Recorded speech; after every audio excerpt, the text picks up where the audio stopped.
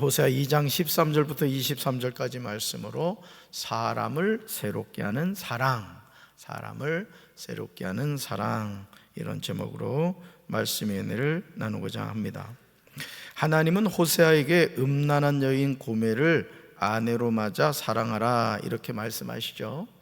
여러분, 우리가 성경을 이렇게 펼쳐서 읽어보면 하나님이 선지자들에게 요구하시는 내용들이 이해할 수 없는 내용들이 많습니다. 여러분, 우리가 그 음탕한 저 고멜 같은 그 복음성가 우리가 이제 부르곤 했잖아요. 그러듯이 고멜이란 여인은 아주 음란한 여인이었습니다. 아주 바람을 자주 폈어요. 아주 그냥 바람을 얼마나 잘 폈는지 몰라요. 자, 그런데 하나님이 선지자 지금 호세아에게 이 음란한 고멜과 뭐하라? 결혼을 하라, 맞아서 사랑을 하라, 이렇게 이제 명령을 하신 겁니다. 이것은 뭘 의미하느냐? 우상 숭배하며 하나님을 배신한 이스라엘을 버리지 않겠다는 거예요. 그래서 이것은 항상 이 구약 성경에 보면 행동 예언이라는 말씀이 나옵니다. 따라합시다. 행동 예언. 행동 예언. 이게 뭐냐면 하나님이 선지자를 통해서 행동을 통해서 하나님이 행하실 일을 보여주는 거예요. 시청각적인 어떤 효과를 주는 것이죠. 다시 말해서 이 음탕한 고멜, 음란한 고멜이 누구를 의미하느냐? 하나님을 떠난 이스라엘 백성을 의미한다는 거죠. 그리고 여러분, 에스겔서에서 그 골짜기에, 에스겔 골짜기에 마른 뼈다귀들이 가득했단 말이에요. 여러분, 하나님이 그 에스겔 골짜기의 마른 뼈가 누구라 그랬어요? 이는 이스라엘 족속이라, 이렇게 말씀하셨단 말이에요. 그래서 오늘 하나님께서 이 음란한 고멜과 사랑하라는 것은 뭘 의미하느냐?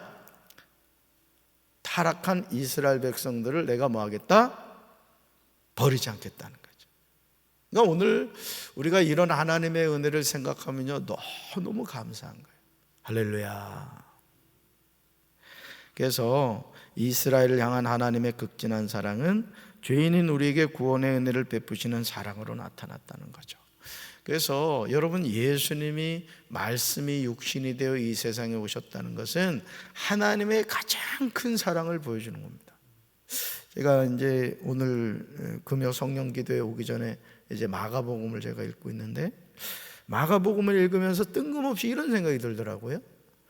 여러분, 마가복음에 이제 예수님이 나오잖아요. 그렇죠? 예수님이 나오셔서 이제 병든 자들도 치료해 주시고 귀신 들린 사람들 고쳐 주시고, 또 이제 제가 읽고 왔던 내용이 뭐였냐면은 제자들이 이제 배를 타고 이렇게 그 호수를 건너가는데 막 태풍이 분 거예요. 태풍. 그 배가 막 뒤집힐 지경이 된 거예요. 그랬더니 예수님이 그 물 위로 걸어오셨단 말이에요. 그러니까 제자들이 뭐라 그랬어요? 와, 예수님 오신다 이랬어요?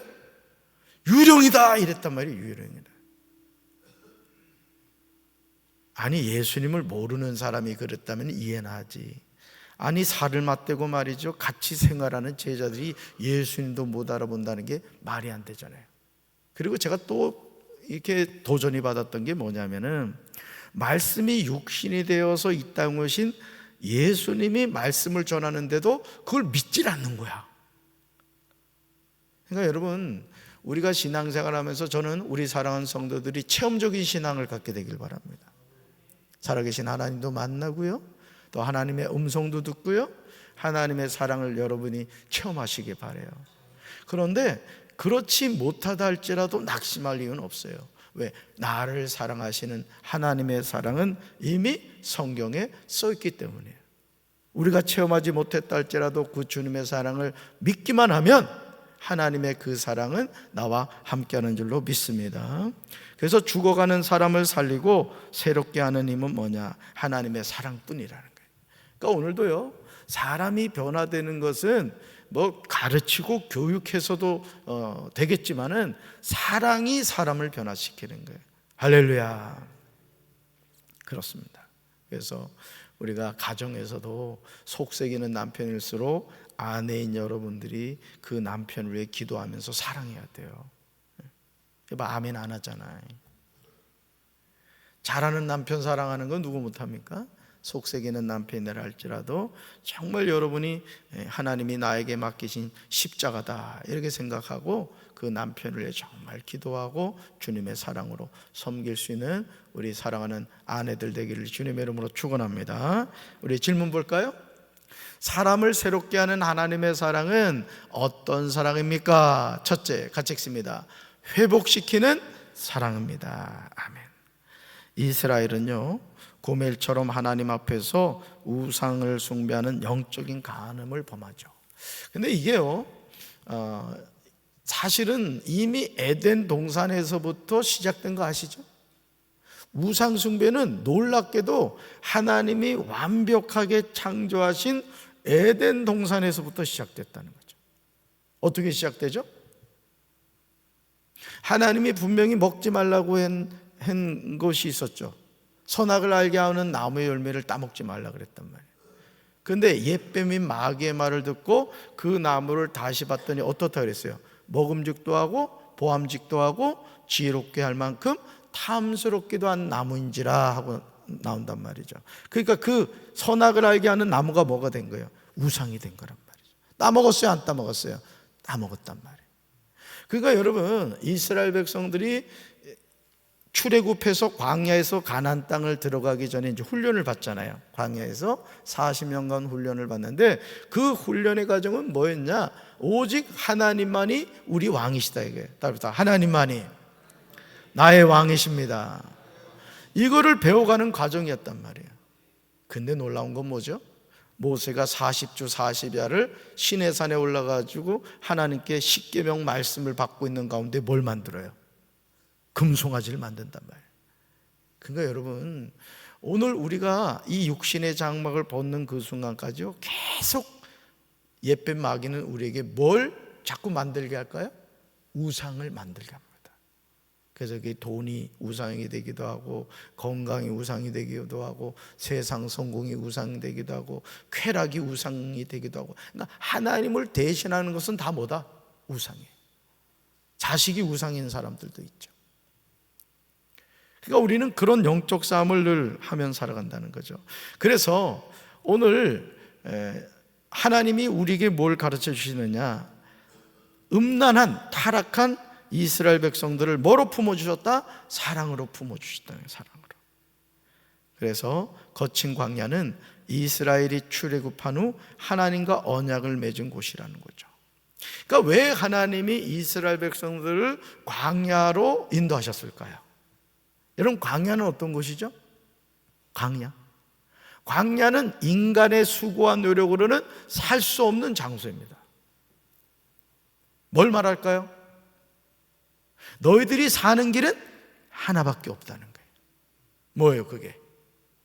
낮에는 구름 기둥으로, 밤에는 불 기둥으로 인도하시는 누굴 바라봐야 된다?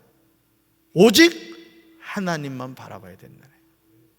그런데 이스라엘 백성들이 그럽니까? 안 그러죠. 10명의 정탐꾼들의 불신앙적인 말을 듣고 다시 애굽으로 돌아가려고 하고 모세와 아론을 막 두드려 패죠. 막 우리 애굽으로 돌아가야 된다. 막 그러면서 결국은 이제 하나님의 말씀에 이제 불순종하죠. 하나님의 말씀을 믿지 않아요. 어떻게 됩니까? 20세 이상은 광야에서 다 죽습니다. 그러니까 오늘요, 신앙생활을 하면서도 광야에서 죽는 성도들이 있어요. 예수님을 영접하고 그 이름을 믿으면서 힘차게 천성을 향해 달려가다가 어느 지점에서 꼬꾸라지는 거예요. 왜? 하나님을 떠나기 때문에, 또 하나님의 약속을 믿지 않기 때문에 그렇다는 것이죠. 여러분, 이스라엘에게 포도원을 돌려주며 고통을 의미하는 아굴 골짜기를 희망의 문으로 바꿔주신 분은 하나님이신 줄로 믿습니다. 그래서 여러분들이 항상 기억해야 될 것은 나는 광야에 있다. 광야에서 사는 길은 뭐다? 오직 하나님만 바라보는 것이다. 할렐루야. 그래서 하나님과의 관계 회복이 이루어지면 괴로움과 환난밖에 없던 곳이 풍요로움과 소망이 넘치는 곳으로 변화된다는 거예요. 그러니까 여러분, 인생의 가장 큰 문제는 뭐냐? 나와 하나님과의 관계 회복인 거예요. 이 관계 회복이 되면 우리 삶은 형통하게 되는 줄로 믿습니다. 할렐루야. 그래서 우리 삶에 소망을 부어주시는 하나님의 은혜에 감사하며 우리가 기쁨으로 화답하며 살아야 되는 거예요. 그래서 늦어지는 것 같고 안 되는 것 같고 망할 것 같아도 하나님을 바라볼 때, 여러분 하나님 의지한 여호수아와 갈렙은 약속의 땅에 들어가잖아요. 오늘도 우리 사랑하는 성도들, 우리 끝까지 하나님의 사랑의 은혜를 놓지 맙시다. 자, 둘째 볼까요? 둘째, 사람을 새롭게 하는 하나님의 사랑은 어떤 사랑입니까? 둘째, 같이 읽습니다.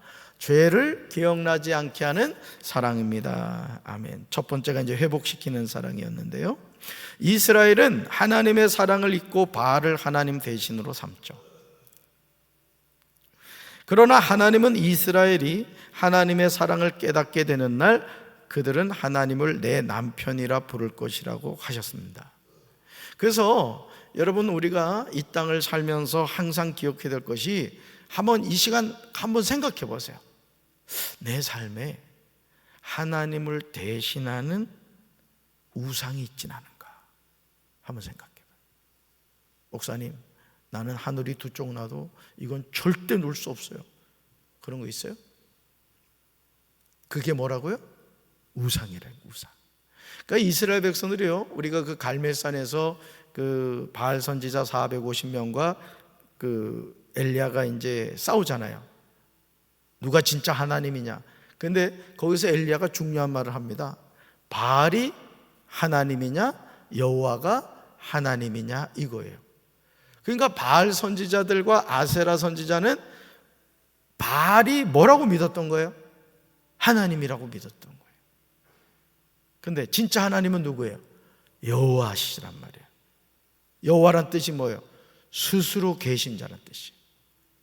모세에게 하나님이 자신의 이름을 알려준 게 바로 여호와, 스스로 계신 분이란 얘기예요. 그런데 이 원수 마귀는 자꾸 여호와 하나님을 대신하는 바알을 세우고 아세라를 세우고 부초를 세우고 공자를 세우고 온갖 잡신을 다 갖다 세우는 거예요. 그러면서 하나님의 백성들을 지옥으로 이제 끌고 간다는 것이죠. 자, 그런데 하나님은 하나님의 자녀와 어떤 관계를 갖기를 원하신다고요? 하나님은 우리의 뭐가 되신다? 남편이 되신다는, 남편이. 따라합시다. 하나님이 나의 남편이 되십니다.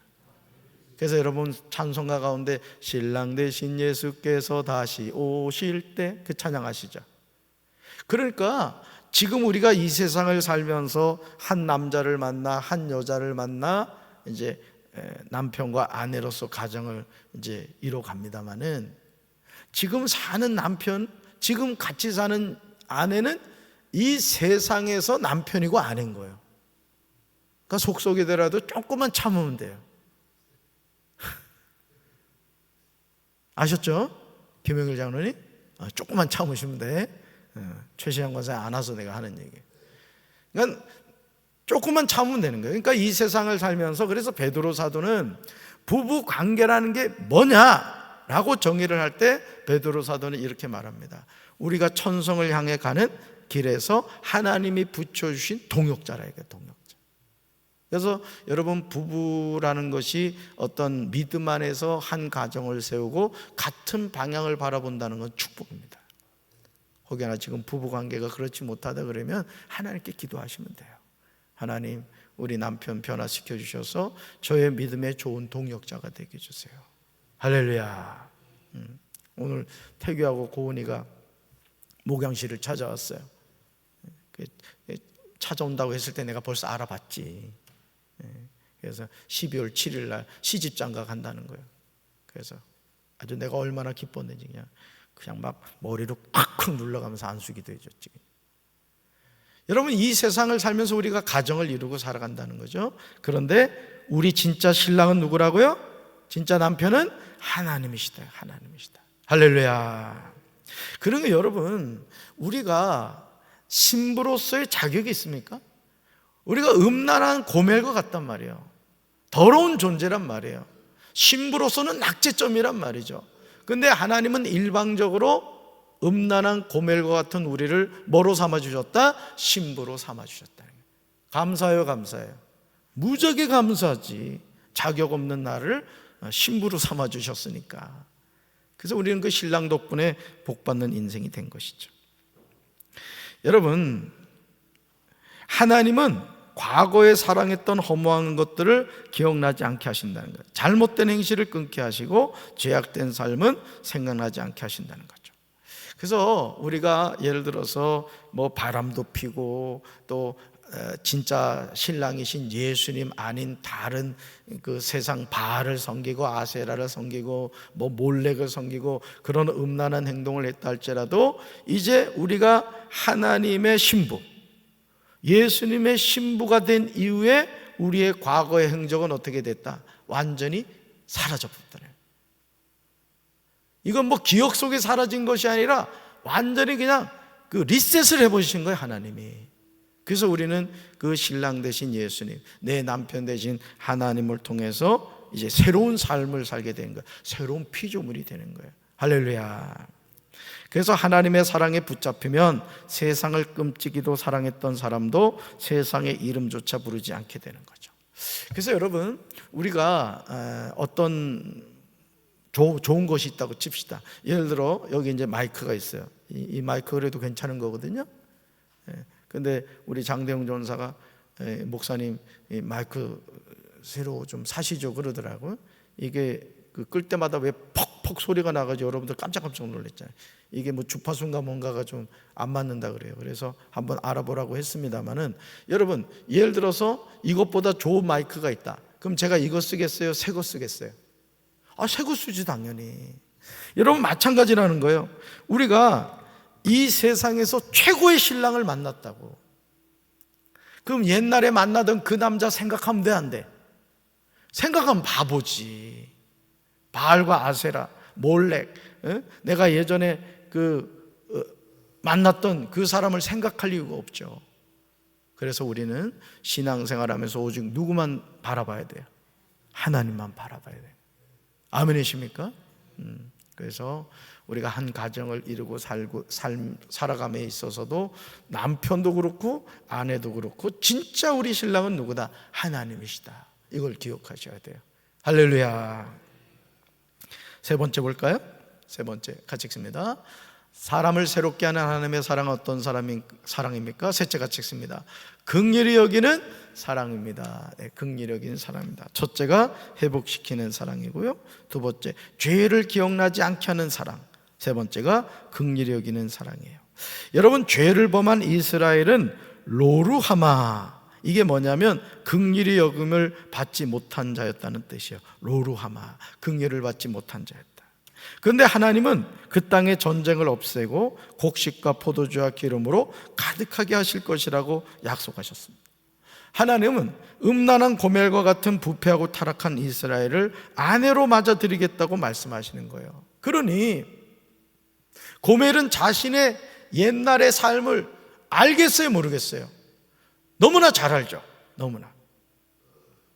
예를 들어 이제 그런 경우가 있습니다. 우리가 예를 들어 이제 우리 학생들이 고3 학생들이 이렇게 수능 시험을 봤는데 이렇게 예비 합격자라는 그 명단이 있어요. 예비 합격자. 이게 뭐냐면은 이제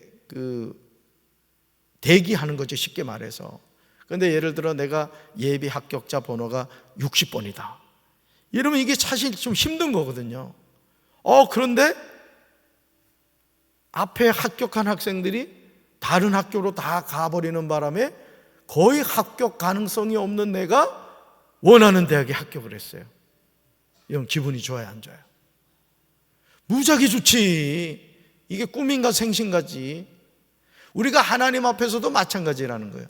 나같이 자격이 없는 자임에도 불구하고 내 과거가 너무 부끄럽고 정말 얘기할 수도 없는, 입에 담을 수도 없는 그런 존재였음에도 불구하고 하나님은 내 남편, 내 신랑 되신 그 하나님은 나의 과거를 묻지 않으시고 나를 아내로 맞아주셨다는 거죠. 그러니 여러분, 이것은 뭘 말하느냐? 하나님의 나를 긍휼히 여겨주셨다는 거예요. 그래서 여러분, 성경에서 하나님이 우리를 향한 사랑을 표현할 때 가장 가슴 절절하게 나오는 게 긍휼히 여기는 사랑입니다. 따라합시다. 긍휼히 여기는 사랑. 그래서 예수님이 기적을 행하실 때 자신을 찾아오는 그 많은 사람들을 바라보면서 불쌍히 여기셨다, 긍휼히 여기셨다, 이런 표현이 많이 나옵니다. 오늘도 우리 마찬가지예요. 저 같은 경우도 시골에서 자라나서 이렇게 목회자의 길을 걸어갑니다마는 가끔 저도 제 자신을 이렇게 생각해 보면요, 하나님의 은혜가 너무너무 큰 거야. 야, 하나님이 나를 이렇게 목사로 세워주셨구나, 목회 잘해야 되겠다, 이런 마음을 갖거든요. 여러분도 마찬가지라고. 여러분이 잘나고 똑똑해서 지금 이 자리에 앉아서 이 금요 성령 기도에 이렇게 예배드리는 게 아니란 말이에요. 하나님이 여러분 사랑하신 겁니다. 긍휼히 여기는 사랑을 베풀어 주신 거예요. 할렐루야.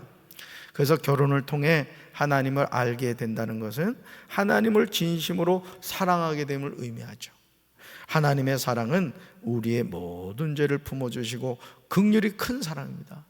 그래서 여러분들이 하나님이 나를 사랑하신다는 것을 의심하면 안 돼요. 가끔 이렇게 아내들이 남편에게 이렇게 참 곤란하게 자꾸 하는 것 가운데 하나가, 여보, 당신 나 사랑해? 아니, 사랑하니까 결혼했지. 뭔가 좀 찜찜해서 그런 것 같아요. 저희 집 얘기는 아닙니다. 제가 사랑한다고 얘기하지. 그랬더니 너무 자주 했더니 그것도 약효가 없더라고. 어쨌든 하나님이 우리를 긍휼히 여기는 사랑으로 우리를 품어주신다는 거죠. 그래서 여러분들, 우리가 하나님 안에 이렇게 왔을 때 제가 늘 여러분들한테 부탁드린 게 있죠. 기도 손가락 말씀드리잖아요. 첫 번째 뭐예요? 하나님 아버지, 그 다음 감사합니다, 그 다음 용서해 주세요, 회개, 그 다음 간구, 기도 응답해 주세요, 마지막 예수님 이름으로 기도합니다. 여러분, 우리가 늘 기도할 때마다 자기 죄를 회개해야 된다, 고백해야 된다고 얘기했어요. 그죠? 왜냐하면 우리는 죄악 가운데 살아갑니다. 그래서 알게 모르게 마음으로, 생각으로, 행동으로 죄를 져요. 의식하지 못하는 죄를 짓기도 하죠. 그래서 우리가 하나님 앞에 나왔을 땐 이 기도의 5 손가락을 늘 기억하고 자기의 죄를 회개해야 되는데, 중요한 것은 뭐냐? 죄를 자꾸 묵상하지 말라는 거예요. 우리는 뭘 묵상해야 돼요? 하나님의 사랑을 묵상해야 되는 거예요. 할렐루야. 자꾸 지나간 거, 예를 들어 그런 거죠. 우리가 하나님 앞에 어떤 예전에 지었던 죄를 회개했단 말이에요. 그래서 하나님이 그래, 알았어, 내가 용서해 줄게 하셨단 말이에요. 근데 어떤 분은 기도할 때마다 과거의 죄를 자꾸 끌어와. 하나님 아버지, 제가 그 어린 시절 저 친구 팽이가 너무 좋아가지고 몰래 훔쳐왔던 거, 그게 너무 괴롭습니다. 기도를 했어요. 그러니까 하나님이 그래, 알았다, 그 팽이 벌써 없어졌고 내가 기억하지 않는다, 용서해 주셨어요. 근데 다음날 와서 또 기도하는 거예요. 하나님 아버지, 제가 어릴 때 그 친구 팽이 훔쳐가지고, 하나님 뭐라 그럴까요? 하나님 아마 뒤통수 후리 때릴지도 몰라요. 하나님이 용서하신 죄는 다시 언급할 필요가 있다, 없다? 없습니다. 아멘이십니까? 그러니까 제가 매일 하나님 앞에 와서 자신의 죄를 회개하라는 것은 매일매일 하나님 앞에 오늘 하루 살면서 우리가 지은 죄가 있잖아요. 그거를 회개하라는 얘기입니다. 아주 그냥 어떤 분들은 이걸 써놔, 그냥 내가 지었던 과거의 죄, 첫 번째, 두 번째, 세 번째, 네 번째. 하나님이 용서해 준 죄를 죽을 때까지 그냥 막 언급하는 거야. 그러지 말란 얘기예요. 우리는 누구 묵상해야 돼요? 하나님 묵상해야 돼요. 은혜 묵상해야 되는 거예요. 할렐루야. 그렇습니다. 그래서 이스라엘은 바알을 새 주인으로 섬기며 하나님 앞에서 영적 간음을 범했어요. 그러나 하나님은 이스라엘을 뭘 품어주셨다? 사랑으로 품어주셨다. 그래서 사랑은 허다한 죄를 덮는 거예요. 그래서 여러분, 가정 안에서도 그렇습니다. 가정 안에서도, 이 부부 사이에서도 어떤, 예를 들어서 뭐 남편이 죄를 지었다, 또 아내가 죄를 지었다 그러면은 그것에 대해서 우리가 진심으로 용서해 줘야 되는 거예요. 근데 우리 아내들의 특징이 뭐예요? 우리 아내들은 잘 잊어버리질 않아. 그래가지고 부부싸움만 하면 당신이 몇 년 몇 월 며칠 어디에서 나에게 이렇게 했던 것이 내 가슴 뼛속 깊이 새겨져 있다는 거야. 아니 새길 게 없어서 세상에 그런 걸 새기냐고. 정명수 장님 그지? 네. 최권사님 장로님한테 잘못한 것 지금부터 A4 용지 주고 쓰라고 하면 다 쓸 거야 아마. 우리 아내들의 특징이 그래. 그러지 맙시다. 우리 아내분들, 이전 것은 지나갔으니 보라 새 것이 되었도다. 아멘. 그러니까 하나님이 품어주신 사랑을 기억해야지. 죄를 자꾸 기억하면 된다 안 된다? 안 된다는 거예요. 그래서 위로의 말씀으로 그들을 불러 첫사랑을 회복시켜 주시고요, 그들의 고통스러운 삶도 소망으로 바꿔주셨어요. 하나님의 사랑은 우리를 과거의 죄에 얽매이지 않게 합니다.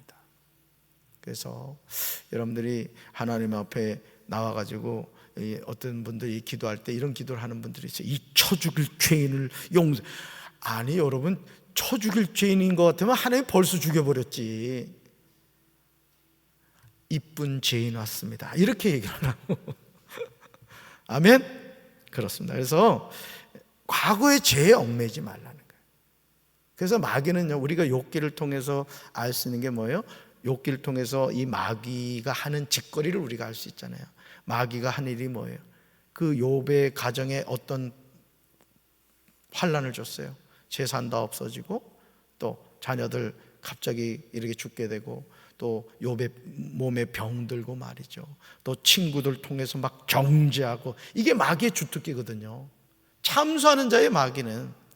그런데 우리 하나님은요, 용서해 주시고 사랑으로 품어주신다고. 그러니까 여러분들이 과거의 죄는 더 이상, 한번 손 들어봐요. 손 들어. 자, 아직도 갖고 있는 죄가 있어. 자, 요 손에 여러분 죄를 다 잡으라고. 잡아. 자, 그리고 이 십자가 앞으로 던지는 거예요. 자, 하나, 둘, 셋. 딱. 손 봐봐. 아직도 남아 있나? 확실해요? 털어. 자, 이제 여러분 안에 뭐만 있어요? 하나님의 사랑만 있어요. 아멘? 그렇습니다. 그래서 하나님의 사랑만이 우리를 새롭게 합니다. 그래서 저는 우리 사랑하는 성도 여러분들이 사랑의 파수꾼이 되길 바라요. 가정에서도 부모로서 자녀를 더 많이 사랑하고, 또 부부 사이에서도 서로 사랑하고, 형제 자매 사이에서도 서로 사랑하고, 우리 성도들 사이에서도 마찬가지예요. 그래서 우리 교회가 사랑으로 가득 찬 교회가 되기를 주님의 이름으로 축원합니다.